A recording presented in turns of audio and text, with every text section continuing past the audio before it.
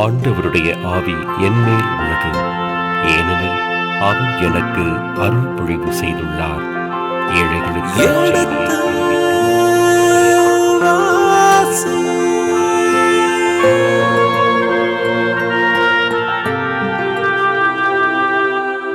எடுத்து வாசி.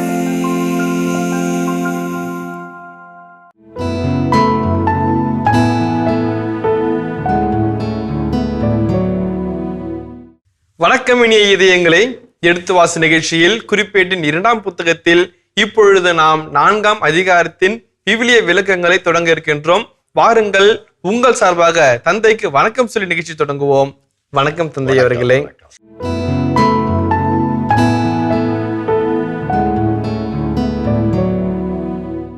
கடந்த 3 அதிகாரங்களில் சாலமோன் இறைவனிடத்தில் ஞானத்தை கேட்டதும், அந்த ஞானம் வாழ்வுக்கு பயன்படுவதாய் இருப்பதையும், இந்த ஞானத்தை வைத்து அரசாட்சியையும் தன் மக்களையும் தன் நாட்டையும் வளப்படுத்தியதையும், பின்பு திருக்கோவிலை கட்டுகின்ற பணியிலே தன்னை போல தேர்ச்சி பெற்றவர்களை அந்த ஞானத்தின் வழியாக தேர்ந்து கொண்டதையும், அதற்கு வேண்டிய ஆட்கள், உணவு எல்லாவற்றையும் சேகரித்ததையும் பார்த்திருக்கின்றோம்.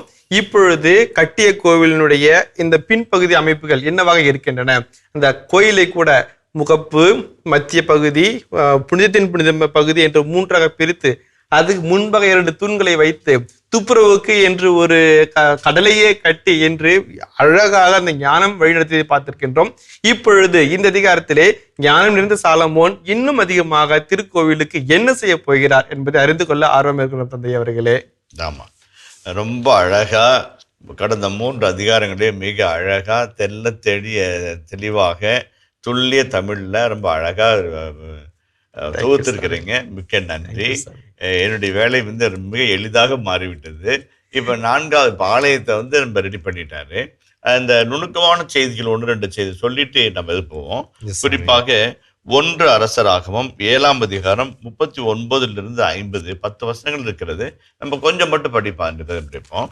1 அரசர் 7 39 50 எதை பற்றியதாக இருக்கிறது என்று பார்ப்போம். 39 அவர் 5 வண்டிகளை கோவிலின் தென்புறத்திலும் 5 வண்டிகளை கோவிலின் வடபுறத்திலும் நிறுத்தினார். ஆனால் வார்ப்பு கடலை தென்கிழக்கு மூலையில் வைத்தார்.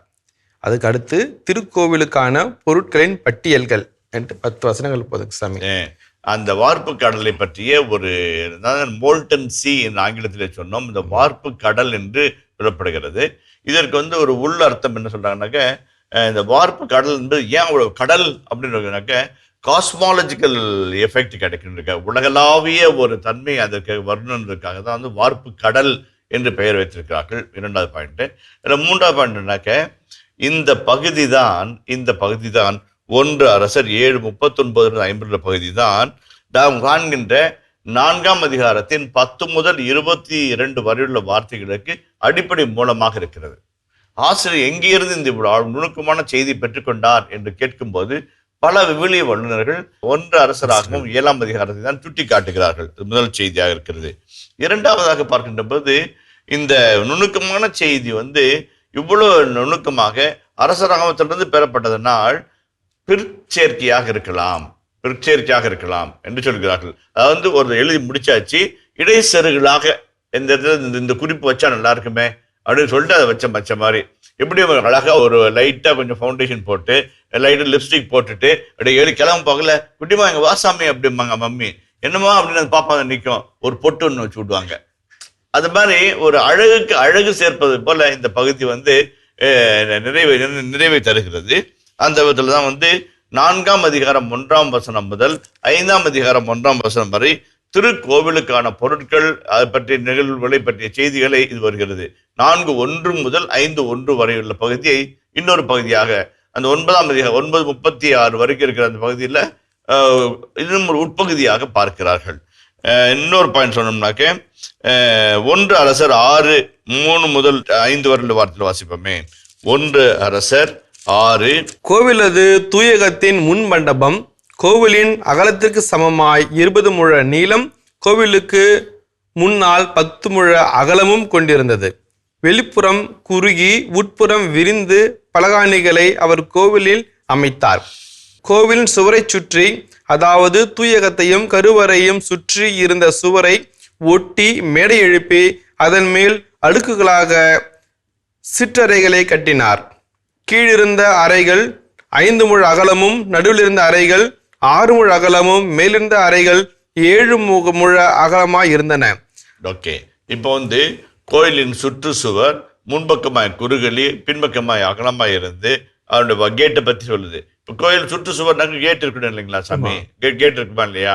இப்போ எரேமியா 7ஆம் அதிகாரம் 14ஆம் வசனத்துல கோயிலினுடைய வாசல் அருகே நின்று, ஏன்னா கோயிலுக்குள்ள வரக்கூடாது பேன் பண்ணிட்டாங்க, வெளியில நின்று இது ஆண்டவர் ஆலயம், இது ஆண்டவர் ஆலயம், இது ஆண்டவர் ஆலயம் என்று சொல்லி இது இடிந்து விடும் அப்படிம்பாரு. ஒரு கடுமையான ஒரு வார்த்தைகளினால இறைவாக்கு உரைப்பாரு. அப்ப ஆலயத்திற்கான வாசல் இருக்கிறது அந்த பகுதியில் இங்க இந்த இடத்துல சொல்லப்படவில்லை. இப்ப 4ஆம் அதிகாரத்திலே அது சொல்லப்படவில்லை. ஆகவே என்ன சொல்லுகிறார்கள் என்று சொன்னால், 4ஆம் அதிகாரத்தின் செய்திகளை ஆசிரியர் 1 அரசராகும் 7ஆம் அதிகாரத்தில் பெற்றாலும் தன் விருப்பத்திற்கு ஏற்ப அந்த செய்திகளை பயன்படுத்திக் கொள்கிறார் என்று சொல்கிறார்கள். எதுக்காக சொல்றோம் அப்படின்னம்னாக்க, விவிலிய ஆசிரியர்கள் தங்களுடைய மரபுகளையும் தங்களுடைய செய்திகளையும் பெற்றுக்கொண்டாலும் அதை எந்த வகையில் பயன்படுத்துறாங்க, எந்த வகையில பயன்படுத்த, ஒரே செய்தியை சொன்னாலுமே கூட அந்த செய்திகளுக்குள்ளாக அடங்கியிருக்கிற மாற்றுத்தன்மைகள் என்ன, எதுக்காக அதை சொல்றாங்க அப்படின்னு சொல்லிட்டு நம்ம கரெக்டா புரிஞ்சுக்கணும். உதாரணத்துக்கு பாருங்களேன், ஒரு சின்ன ஒரு உதாரணம் சொல்றேன், மக்களுடைய புரிதலுக்காக சொல்றேன். இப்ப மத்தேயு எழுதிய நற்செய்தியில 18ஆம் அதிகாரத்துல காணாமல் போன ஆடு என்று ஒரு செய்தி இருக்கிறது. காணாமல் போன ஆடு எதை பற்றி இருக்கிறது என்றால், இந்த சின்னஞ்சிறிய சிறியவர்கள் ஒருவரிடம் உங்களிடமிருந்து சிதறிக்கப்படி நீங்கள் கவனமாயிருங்கள் என்று சொல்வார்கள். அந்த சபையிலிருந்து பிரிஞ்சு போனவங்க சபைக்கு திரும்பி கூட்டிட்டு வரணும், ஆயர்கள் உற்றக்கூடாது, மந்தையிலேருந்து போனவங்க விலகி போயிட்டா கூட அவங்களை தேடி பிடிச்சி கண்டுபிடிச்சி மறுபடியும் மந்தைக்கு சேர்த்து இறை சமூகமாய் நீங்கள் வாழ வேண்டும் என்று மத்தேயு 18 சொல்லப்பட்டிருக்கிறது. இதே லூக்கா 15ஆம் அதிகாரத்திலே காணாமல் போன ஆடு எதை பற்றி சொல்கிறது? மனம் திரும்ப வேண்டிய ஒரு பாவியை பற்றி குறிக்கிறது. மனம் திரும்பிய ஒரு பாவி காணாமல் போன ஆடு போல இருக்கிறான். ஆயனாகிய ஆண்டவர் இயேசு தொடர்ந்து தேடி கண்டுபிடிக்கிறார். ஆடின் ஊமை ஒன்றுதான், ஆனால் இரு நற்செய்தியாளர்களும் பயன்பாட்டு தன்மையிலே இருவேறு விதமான செய்திகளை நமக்கு கொண்டு தருகிறார்கள். அதே போலதான் இந்த இடத்திலும் சொல்ல வேண்டிய கருத்து ஆசிரியர் 1 அரசராகும் 7ஆம் அதிகாரம் 39:50 பெற்றுக்கொண்டாலும் செய்திகள் வேறுபடுகின்றன. இந்த குறிப்புகளோடு நம் பகுதிக்குள்ளாக செல்வோம். 1ஆம் வசனம் சாமி. 4:1. மேலும் சாலமோன் ஒரு வெண்கல பலிபீடத்தை செய்தார். அதன் நீளம் 20 முழம், அகலம் 20 முழம், உயரம் 10 முழம், வட்ட வடிவமான வார்ப்பு கடலையும் அவர் அமைத்தார். அதன் விட்டம் 10 முழம், உயரம் 5 முழம், சுற்றளவு 30 முழம். அதன் அடியில் சுற்றிலும் காலை வடிவங்கள் இருந்தன. 10 முழ அகலத்தில் அவை 2 வரிசைகளாக வைக்கப்பட்டிருந்தன. அவை தொட்டியோடு சேர்த்து வார்க்கப்பட்டிருந்தன. அவ்வார்ப்புக்கடல் 12 காளைகளின் மேல் அமைக்கப்பட்டிருந்தது. அவற்றுள் 3 வடக்கையும் 3 மேற்கையும் 3 தெற்கையும் 3 கிழக்கையும் நோக்கிய வண்ணம் இருந்தன. காளைகளின் பின்பக்கம் உட்புறமாயிருந்தது. வார்ப்பு கடலின் கனம் 4 விரல் கடை. அதன் விளிம்பு கிண்ணத்தின் விளிம்பை போன்றும் மலர்ந்த லீலியை போன்றும் இருந்தது. அது 3000 குடம் தண்ணீர் பிடிக்கும். கழுவுவதற்கு 10 கொப்பரைகளை செய்து 5 வலப்பக்கத்திலும் 5 இடப்பக்கத்திலும் அவர் வைத்தார். எரிபலிக்கான அனைத்தும் அவற்றில் கழுவப்பட்டன. குருக்கள் தங்களை தூய்மைப்படுத்திக் கொள்வதற்காக வார்ப்பு கடல் பயன்படுத்தப்பட்டது. எவ்வளவு அழகான, நுணுக்கமான, எவ்வளவு இயல்பான, எவ்வளவு நம்பத்தக்க செய்திகளை ஆசிரியர் அழகாக பயன்படுத்துகிறார். ஒரு வார்ப்பு கடல், மோல்டன் சி என்று அழகா இருக்கிறது. அதுக்கு அதனுடைய விளிம்பு என்ன, அகலம் என்ன, அது எந்த மாதிரி தன்மையில இருக்குது, அப்படியே லீலி மலரை போல ஒரு மென்மையாகவும் இருக்குது, அதே சமயத்துல கனமாக இருக்குது. 4 விரற்கடை அகலம் இருக்குது. 20 முழம் 20 முழம் 10 முழம் உயரத்துல பீடம் இருக்குது. அது பக்கத்துல இந்த வார்ப்பு கடலுக்கு அடியில காளை மாடுங்க, அது நம்ம வண்டி சக்கரை எடுத்துட்டு போற மாதிரி காளை மாடுங்க. இங்க 2, அங்க 2, அங்க 2, அங்க 2, இங்க 2 எல்லாம் இருக்கு. இந்த உட்புறம் காளைமரத்து உட்புறம் வார்ப்பு கடல் நோக்கி இருக்குது. வார்ப்பு கடலுடைய விட்டம் 3000 லிட்டர் தண்ணி பிடிக்குது. 3000 குடம் தண்ணீர். அதே போலவே தண்ணீர் எதற்காக பயன்படுது? துப்புரவு சடங்கிற்காக. இஸ்ராயல் மக்கள் துப்புரவு சடங்கை மிக முக்கியமாக கருதினார்கள். இயேசுவே கூட அவர்கள் சாடும்போது, நீர் வெளியே போகும்போதும் வரும்போதும் முன்பாக கைகளை கழுவுவதில்லை, கால்களை கழுவுவதில்லை, துப்புரவு சடங்குகளை செய்வதில்லை என்றுதான் சாடினார்கள். அந்த துப்புரவு சடங்கு என்பது மிக மிக முக்கியமானது. அதுவும் ஆலயத்திற்குள்ளாக போகும்போது தங்களை சுத்தப்படுத்திக் கொள்வதை அந்த வெளிச்சடங்கின் அடையாளமாக அவள் கருதியதனால் அந்த வார்ப்பு கடல் மிக முக்கியமான ஒன்றாக இருக்கிறது. அந்த முக்கியமான வார்ப்பு கடலை மிக அழகாய் நேர்த்தியாய் செய்து முடிக்கிறார்கள். வெண்கலத்தால் ஆனதாக அது அமைக்கப்பட்டிருக்கிறது. அது கூட கொப்பரைகள் 5 கொப்பரைகள், வடப்பக்கத்தில் 5 கொப்பரைகள், இடப்பக்கத்தில் 5 கொப்பரைகள். இதற்கு ஃபில்லர்ஸ் ஆகும். அதே போல அவைகளும் துப்புரவுக்கு பயன்படுத்தப்படுகிறது. குறிப்பாக அதான் ஜோக்கிம் ஜெரேமியாஸ் என்கின்ற உலக புகழ்பெற்ற விவிலிய பேரறிஞர் Jerusalem at the time of Jesus, இயேசுவின் காலத்தில் ஜெருசலேம் என்கின்ற ஒரு புத்தகத்தை எழுதினார். அதற்கு முன்பாக 2000 ஆண்டுகளுக்கு முன்பாக இந்த செய்தி வருகிறது. அந்த புத்தகத்திலே அவர் சொல்வார், எருசலேம் தேவாலயத்தில் பாஸ்கா திருவிருந்தின் மட்டும் கிட்டத்தட்ட 1 முதல் 1.5 லட்சம் ஜனங்கள் கூடுவார்கள். எருசலேம் என்பது சாதாரண ஒரு சிற்றூர், சிறு நகரம், சிறு தலைநகரம். அந்த 1 லட்சம் பேர், 1.5 லட்சம் பேர் எங்கு பார்த்தாலும் டென்ட் அடிச்சு, அங்கங்க டென்ட் அடிச்சு வயல்வெளியில கூடாரங்களை அமைத்து 1 முதல் 1.5 லட்சம் பேர் இருப்பாங்க. ஒரு வீட்டுக்கு ஒரு செம்மறி ஆடு பலியிடப்பட வேண்டும். அப்படி என்றால் கிட்டத்தட்ட 40 முதல் 45,000 செம்மறி ஆடுகளை 2 நாளில் பலியிட்டு முடிப்பார்கள்.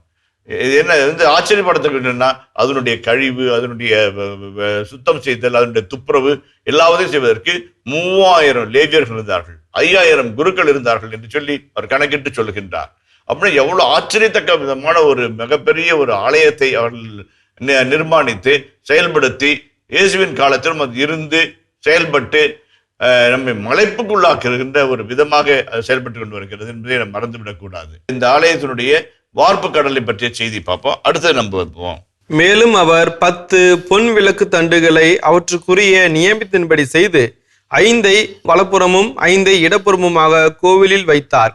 10 மேசைகளை செய்து 5 வலப்புறமும் 5 இடப்புறமுமாக கோவிலில் வைத்தார். 100 பொற்கிண்ணங்களையும் செய்தார்.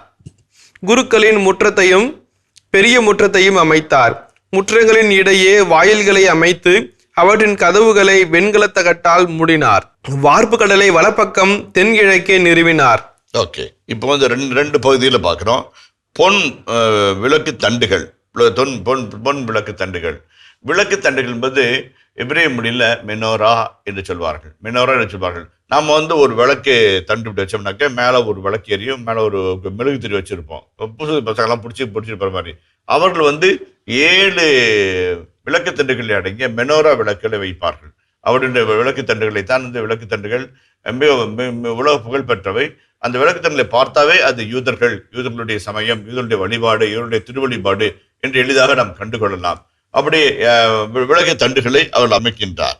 பொன் விளக்கு தண்டுகளை அவற்றுக்குரிய நியமத்தின்படி செய்து 5 வலப்புறமும் 5 இடப்புறம். இப்ப 35 விளக்கு இந்த பக்கம் ஒரு 35 விளக்கு அலம்புறோம். பார்க்கறது அவ்வளோ பியூட்டிஃபுல்லா, அவ்வளோ ரம்யமா இருக்கும். இப்ப இந்த காலத்துல சீர் செட்டு போடுறாங்க, எல்இடி போடுறாங்க. அந்த காலத்துல சாலமோன் நேச்சுரலாவே அடிச்சு விட்டாரு பண்ணிட்டாரு. அப்புறமேட்டு 10 மேசைகளை செய்து 5 வலப்புறமும் 5 இடப்புறம் வைக்கிறார். அதில் சொல்லுவாங்க ஷோ பிரெட் என்று சொல்வார்கள். திருப்பிரசனத்தின் அப்பங்கள், இறை பிரசனத்துடைய அப்பங்களை வைப்பதற்கு மேஜைகள் பயன்படுத்துவார்கள். அதற்கான செய்தியில நம்ம பார்க்கிறோம். குருக்களின் முற்றங்கள் என்ற போர்ச்சு பார்த்து குருக்களுடைய என்ட்ரன்ஸ் அவனுடைய அமைக்கிறாரு. வாயில்களை அமைத்து கதவுகளை வெண்கல தகட்டால் மூடினார். வார்ப்பு கடலை வலப்பக்கம் தென்கிழக்கே நிறுவினார். அடுத்து பாருங்க, ஊராம் பாத்திரங்களையும் சாம்பல் அள்ளு கருவிகளையும் கிண்ணங்களையும் செய்தார். இவ்வாறு அரசர் சாலமோன் கட்டளையிட்டபடி கடவுளின் இல்லத்திற்கான வேலைகளை அவர் செய்து முடித்தார். அவையாவன: 2 தூண்கள், 2 தூண்களின் உச்சியில் கிண்ண வடிவம் கொண்ட 2 போதிகைகள், தூண்களின் உச்சியில் உள்ள அப்போதிகைகளை மூட 2 வலைப்பின்னல்கள், அவ்விரு வலைப்பின்னல்களுக்கான 400 மாதளை வடிவங்கள், அவை ஒவ்வொன்றிலும் மாதளை வடிவங்கள் 2 வரிசையில் வைக்கப்பட்டிருந்தன. வலைப்பின்னல்கள் தூண்களின் கிண்ண வடிவம் கொண்ட போதிகைகளை மூடியிருந்தன. மேலும் அவர் செய்தவை: கொப்பரைகள், அவற்றுக்கான தள்ளுவண்டிகள், வார்ப்பு கடல், அதன் கீழ் 12 காளைகள், பாத்திரங்கள், அள்ளுக்கருவிகள், முட்கரண்டிகள் மற்றும் துணைக்கலன்கள். ஊராம் அபி ஆண்டவர் நிலத்திற்கு வேண்டிய பாத்திரங்களை கலப்பற்ற வெண்கலத்தால் சாலமோனுக்கு செய்து கொடுத்தார். அரசர் சுக்கோத்துக்கும் செரோதாவுக்கும் இடையேயுள்ள யோத்தாம் சமவெளி களிமண் பகுதியில் அவற்றை வார்ப்பித்தார். சாலமோன் செய்த கலன்கள் எல்லாம் கணக்கில் அடங்கா, அவற்றுக்கான வெண்கலத்தை நிறுத்த மாளாது. ஓகே, ரொம்ப அழகம். ஊராம்னு யாருங்க? இவர்தான் அந்த ஊராம் அபி, தான் குலத்தை சார்ந்தவர். பெண்ணினுடைய மகனாக வந்து இங்க இந்த இடத்துல சிறப்பான முறையில் அமைக்க கொடுக்கப்பட்ட. இப்ப வந்து இந்த வார்ப்பு கடல்ல விளக்கு தண்டு, அவர் விளக்கு மேசை, அப்புறமேட்டு அந்த போவாஸ் யாசின் என்கின்ற 2 தூண்கள், அந்த தூண்களுடைய அழகு பொதிகைகள், பொதிகைகளுக்கு மேல் இருக்கிற வலைப்பின்னல்கள், அந்த பொதிகளை அழகு செய்கின்ற 200 மாதுளை வடிவங்கள் எல்லாமே வந்து ஊராம் அபி செய்கிறார். இதுல ரொம்ப முக்கியமான செய்தி என்ன தெரியுங்களா? ஊராம் அபி செய்ததை ஊராம் அபி தான் செய்தார் என்று சொல்வது. கரெக்ட் இல்லைங்களா? அது ரொம்ப அழகான ஒரு நேர்த்தியான ஒரு செயல். இதை சாலமோன் செய்தார் என்று சொல்லிட்டு முடிச்சுட்டு போலாம். ஊராம் அபி அப்படியே அழிச்சிருக்கலாம், அந்த பேரை அழிச்சிருக்கலாம். ஆனா அந்த ஊர்ல இருந்து வந்தாரு, அவர் தான் செஞ்சாரு அப்படின்னாரு.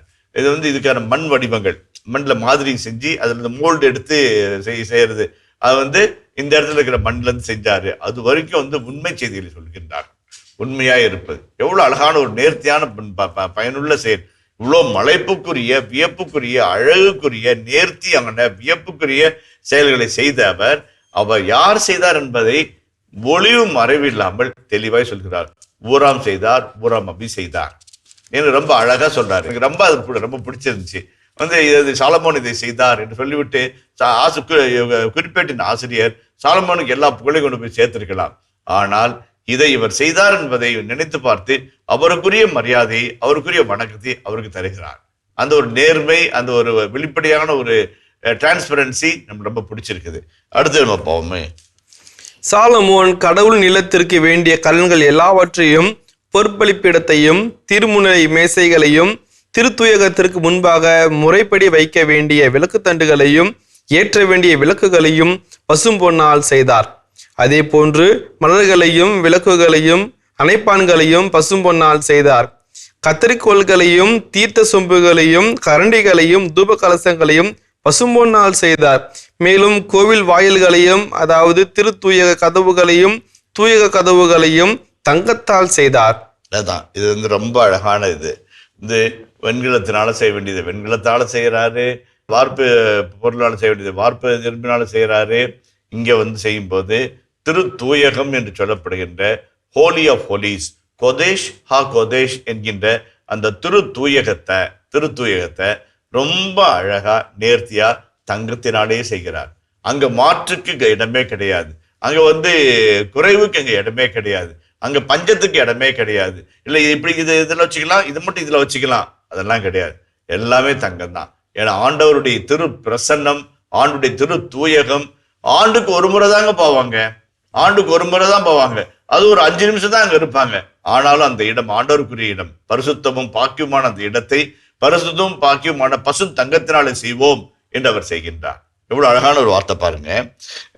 கடவுள் இல்லத்திற்கு வேண்டிய அதுல வந்து மேசைகள், விளக்கு தண்டுகள் எல்லாமே எதுவுமே வந்து கத்திரிக்கோள், தீர்த்த சொம்பு, தூப கலசம் எல்லாமே தங்கத்துல, எல்லாமே தங்கத்துல. அதான் அரசருக்குரிய அந்த மகிமை.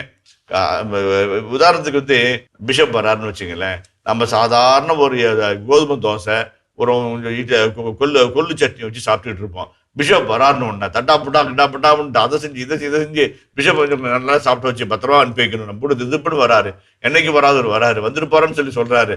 நல்லா எதிர்த்தே சாப்பிட வைக்கணும்னு சொல்லிட்டு ஒரு ஆட்டுக்கறி, அவர் ஒரு வாத்துக்கறி, அதை ரெடி பண்ணி அதை இதை பண்ணி சந்தோஷப்படுத்தி அவர் மகிழ்ச்சியா இருந்துட்டு போகணும். ஏன்னா அவர் பெரியவர், எல்லாரும் பெரியவர். அதே போல மனிதர்களை திருப்திப்படுத்த விரும்புகிற நாம் ஆண்டவரை திருப்திப்படுத்துகிறோமா? மனிதர் முன்பாக நாம் நல்ல பேர் வாங்க வேண்டும் நினைக்கின்ற நாம் ஆண்டவமா நல்ல பேர் வாங்கிட்டோமா? சாலமோன் பாருங்கள், கத்திரிக்கோள், தூப கலசம், விளக்கு தண்டு எல்லாத்தையும் தங்கத்திலே செஞ்சு அந்த இடத்தை அவர் மாற்றுவிக்குரிய இடமா மாற்றுகிறார். இவர் செஞ்சதால் மட்டுமல்ல, அந்த இடத்தின் மதிப்பை அவர் மாண்பை உயர்த்தி காட்டுகின்றார். அதாவது ரொம்ப அழகான ஒரு காட்சி. சாமி, பசங்க ஒரு கேள்வி, பசும் பொண்ணுக்கும் பொண்ணுக்கும் என்ன தங்கத்துக்கு? தூய தங்கம், கலப்பற்ற தங்கம் பசுந்தங்கம், பச்சை கலர் தங்கம் கிடையாது, அந்த தூய தங்கம். அதுல வந்து இப்ப உதாரணத்துக்கு 22 கிராம் கேரட்டு அப்படின்னு சொல்றாங்க. அதுல வந்து கொஞ்சம் முன்ன பின்ன கலந்துக்கலாம். இது இல்லாம வந்து தூய்மையா எவ்வளோ கலக்க முடியுமோ அதை மினிமமாக கலந்து மற்றபடி ஜொலிக்க வைக்கக்கூடிய தூய தங்கமா, உயர்ந்த தங்கமா, அதான் ஓபீர் தங்க நகைகள் அணிந்து அரசரின் வலப்பக்கம் உன் அரசில் இருக்கிறாள் என்று மாதா பற்றி சொல்லுவாங்க. அது பழைய ஏற்பாட்டு ஞானப்பெண்ணை பற்றி சொல்லுவாங்க. ஓபீர் தங்க நகைகள், தங்கத்திலே ஓபீர்ல இருக்கிற தங்கம் அவ்வளவு உயர்ந்த தங்கம், வேறு தங்கம் அப்படி பசுந்தங்கமா இருக்கும். அந்த தங்க நகைகள் அணிந்து அப்படின்ற மாதிரி சாமி வாழ்வியல் பாடங்கள் சாமி. இந்த அதிகாரம் 22 வசனங்களை கொண்ட ஒரு சின்ன அதிகாரம் தான். ஆனாலும் ரொம்ப நுணுக்கமான செய்திகளை கொண்டிருக்கிறது. என் மனதுக்கு பட்ட சின்ன செய்திகளை நான் பகிர்ந்துக்கிறேன். ஒரு முறை காமராஜர் அவர்களிடம் ஒரு சீட்டை நீட்டினாங்களாம். சீட்டை நீட்டி, ஐயா 75 இடங்கள் மருத்துவக் கல்லூரியில் இடம் இருக்கிறது, 72 இடங்கள் 3 இடங்களுக்கு யாரை தேர்ந்தெடுப்பு என்று ஒரு 7 பேர் கொண்ட என்ன தாள் இருக்கிறது, அவற்றிலிருந்து நீங்களே தேர்ந்தெடுங்கள் ஐயா என்று சொன்னாராம். அவர் காமராஜர் பார்த்த உடனே டக் டக் டக் டக்குன்னு ஒரு 3 டிக்கெட் அடிச்சு இவங்க 3 பேர் சேர்த்துக்கப்பா அப்படின்னு சொல்லி சொன்னாங்களாம். உடனே எப்படி நீங்கள் மட்டும் கரெக்டாக அவர் 2 நிமிஷம் சொல்லிட்டீங்க, நாங்கள் இதை வச்சு இது யாரை போடுறது, எப்படி போடுறது, எங்கே போடுறது, எந்த வகுப்பை சார்ந்தவர்கள், எந்த பிரிவை சார்ந்தவர்கள், எந்த ஜாதியை சார்ந்தவர்கள் எல்லாம் தேர்ந்து குழப்பிட்டு கிடந்துமே என்று கேட்ட பொழுது 3 பேரும் பார்த்தோம்பா, 3 பேருமே அப்பா இல்லாமல் அம்மா இல்லாமல் இருந்தாங்கப்பா, அதனால அவங்களுக்கு முன்னுரிமை கொடுத்தாங்க, அவங்க குடும்பம் முன்னேறும் இல்லை, அவங்க வம்சம் செழிக்கும் இல்லை, அதான்ப்பா என்று சொன்னாராம். ரொம்ப அழகான ஒரு செய்தியாக இருக்கிறது. அந்த மனிதர் பார்க்கின்ற விதம் மற்ற மனிதர்கள் பார்க்கின்ற விதத்தை விட மாறுபட்ட ஒரு விதமாக இருக்கிறது. ஏழைகள், அனாதைகள், கைவிடப்பட்டோர், முடியாதவர்கள், இயலாதவர்கள், இவர்களுக்கு ஒரு முன்னுரிமை கொடுத்தால் வாழ்வு பெற மாட்டார்களா என்கிற ஒரு ஆதங்கத்திலே பார்க்கிற ஒரு பார்வை, கனவின் பார்வை, இறைவனுடைய இரக்கத்தினுடைய ஒரு பார்வை அது. இனிய இதயங்களே, இதுவரை நாம் எடுத்து வாசி நிகழ்ச்சியில் குறிப்பிட்ட 2ஆம் புத்தகத்தினுடான விவிலிய இறை வசனங்களுக்கு சேவப்படுத்திக் கொண்டிருக்கின்றோம். இதன் தொடர்ச்சியை மீண்டும் அடுத்த பகுதியில் தொடர்வோம். அதுவரை இணைந்திருங்கள். இயேசுவுக்கே புகழ், இயேசுவுக்கே நன்றி, மரியே வாழ்க.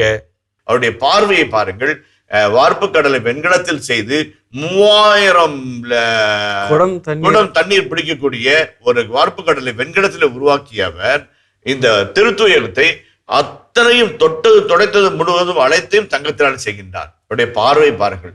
அவர் வார்ப்பு கடலை பார்க்கும் துப்புரவு பணிக்கான பார்வையும் இறைவனை பார்க்கின்ற பார்வையும் அழகாய் பகுத்து பார்க்கப்படுகிறது. என்னங்க நான் அப்படின்னு ஃபாதர், நான் உங்களுக்கு ஒரு மெசேஜ் அனுப்பியிருந்தேன், எங்களுக்கு தெரியாது, ஆனால் நீங்கள் எங்கள் பங்கு தான் மெசேஜ் அனுப்பியிருந்தேன். இந்த ஆண்டு கல்விக்கான கட்டணம் என்னால் முடியாத அளவுக்கு தடுமாறி போய் நிற்கிறேன், என் பிள்ளைக்கு உதவி செய்ய வேண்டும் என்று நான் கேட்டேன். நீங்கள் மறக்காம அடுத்து ஜஸ்ட் ஒரு 10,000 அனுப்பி வச்சிங்க. அது இந்த ஆண்டுக்கான முழுவதுமான கல்விக்கான ஒரு பெரும் உதவியாக இருந்தது.